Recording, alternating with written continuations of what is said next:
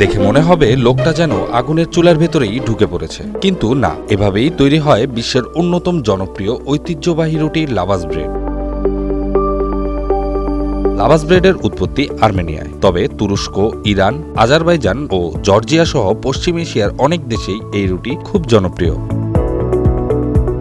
এটি বানাতে লাগে শুধু আটা, পানি আর লবণ। প্রথমে আটা মেখে 30 মিনিট থেকে 1 ঘন্টা রেখে দেওয়া হয়। এরপর খামি খুব পাতলা করে বেলে নেওয়া হয়।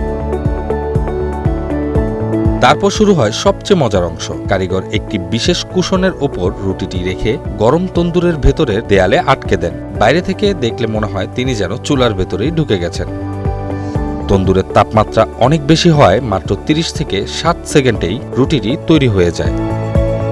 তাজা অবস্থায় লাভাশ খুব নরম থাকে। এটি দিয়ে কাবাব, মাংস, সবজি বা পনির রোল বানিয়ে খাওয়া হয়। আর সবচেয়ে মজার বিষয় হলো এই রুটি শুকিয়ে প্রায় 6 মাস পর্যন্ত সংরক্ষণ করা যায়। পরে খাওয়ার আগে শুধু অল্প পানি ছিটিয়ে কয়েক মিনিট রেখে দিলেই আবার নরম হয়ে যায়।